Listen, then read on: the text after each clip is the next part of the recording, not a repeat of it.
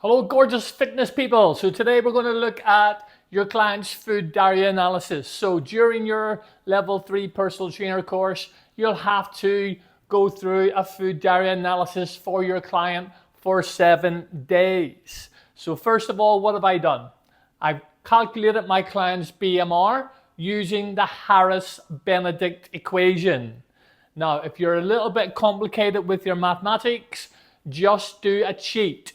Go on to a search engine, look for a BMR calculator, put in your height, your weight, your age, the gender of your client, and that will calculate your BMR. Then multiply it by the activity multiplier. So let's go through the equation. So your BMR for a Harris-Benedict for a meal is 66 plus 3.7 multiplied by the weight in kilograms. Then 5 times your height in centimeters and 6.8 multiplied by your age. So for this client, this calculates out to 1653 calories per day for this client. Now we've got the activity multiplier. We need to find out whether your client is sedentary, meaning no exercise, or all the way up to being extra active, meaning they're training every day and they've got a very physical job. So for this example, I've used moderatively active. So I multiply the BMR by 1.55. So this gives me a total for my client's TDEE. The total daily energy expenditure for my client will be 2,562 calories. So now what I need to do is calculate 60%, 20% protein and 20% fat for my client, because during the course you will understand we need 60% carbohydrates, 20% carbohydrate, or 20% protein and 20% fat. Now we can mix the ratio slightly in terms of reducing the amount of fat that we intake if you want fat loss, or the amount of protein we can increase if we want to increase muscle mass. So now I do 60%, I do the 2562, multiplied by 0.6, the 60%, giving me 1,537 calories from carbohydrate.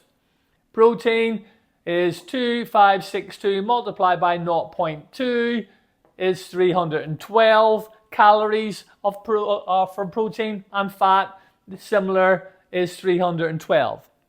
Now that's per day. Now I'm going to eat more than once per day, or you're going to advise your client to eat more than once per day. So here we've decided that our client is going to have 3 meals per day. This equals to 512 calories, 104 calories for carbohydrate, protein and fat. So every meal will have 512 calories of carbohydrate. It will have 104 calories of protein and 104 calories of fat. Now we know from previous lessons that there are 4 calories in every gram of carbohydrate. There are 4 calories in every gram of protein, and there are 9 calories in every gram of fat. So I can divide the carbohydrates by 4, the protein by 4, and the fat by 9.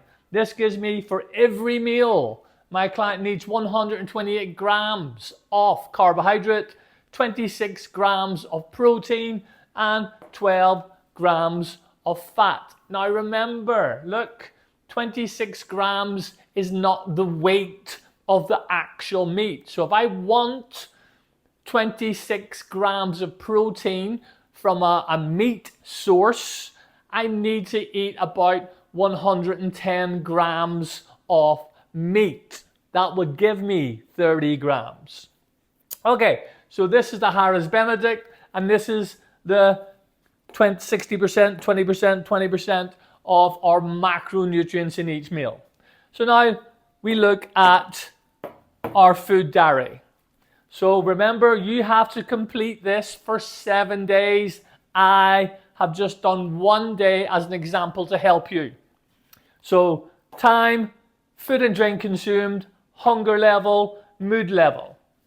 So the hunger level is between 1 and 3, 1 being not hungry, 3 being very hungry. Mood level, 1 being happy, 3 being unhappy. Now, you've got to complete this for 7 days, so your mood level will probably at a 3. Very unhappy right now. But it's what you need to do to turn yourself into a superstar personal trainer. So for breakfast, this client had 150 grams of porridge oats. Tea, black, no sugar. So let's look at the porridge oats. So there are 90 grams of carbohydrate, 17 grams of protein, and 12 grams of fat. Now remember, this weight isn't going to be directly equivalent to 150 grams because there's going to be a lot of water weight in that. We're just looking at the weight of the macronutrients. So 90 multiplied by 4 for the carbs, 17 multiplied by 4 for the protein, 12 multiplied by 9 for the fats, and it gives you 360, 68, 108. For total for that meal is 536 calories. Number 2, they were fairly hungry in the morning, and number 2, they were fair in the mood level. Mid-morning, they had a handful of mixed nuts, tea, black, no sugar. So carbohydrates, pretty much 0. Protein, 7 grams. Fat, 15 grams. So the 7 gets multiplied by the 4. The 15 gets multiplied by the 9, equaling 163 calories for that meal. Moving on to lunch, they had a bowl of lentil soup, tea, and 2 bread rolls, wholemeal bread. So I do my calculation, equaling 160 calories for my lunch. For the mid-afternoon snack, this client had a banana, another cup of tea, and that came to 96 calories for the banana. And then down dinner, they had rice, chicken, and mixed vegetables. I done the calculation, and I got 446. Now guys, I just went on to a search engine, and I went into a calorie breakdown or a macronutrient breakdown app, and I got this information. So you, unless you're very clever and you know the grams and the calories inside that, then fantastic. But if not, you have to do some research for the information and do it for each meal for 7 days. So carbs, protein, and fat, carbs, protein, and fat, carbs, protein, and fat, the macronutrients for each meal. Now, I've totaled this up. So total, over the space of the day, the carbohydrates were 762 calories. The protein were 324 calories. The fat, 315 calories, coming into a daily total of 1,401 calories. Now remember, my client needs to hit 2,562 calories. So we can see here, I'm in a deficit of 1,612 calories. So here, I'm minus 775 calories from my carbohydrates, and plus 12 calories for both protein and fat.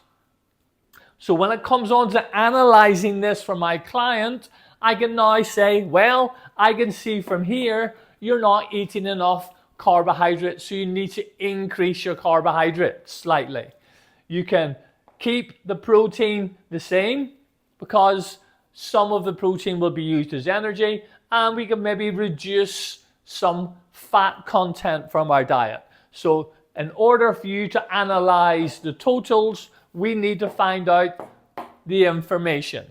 Remember, you need to do this for 7 days. So calculate it all up. Then from there, you can give your client solid information of whether to increase or decrease for their goals, whether it's fat loss, hypertrophy, or strength.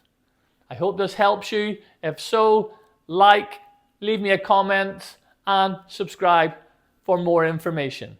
Thank you.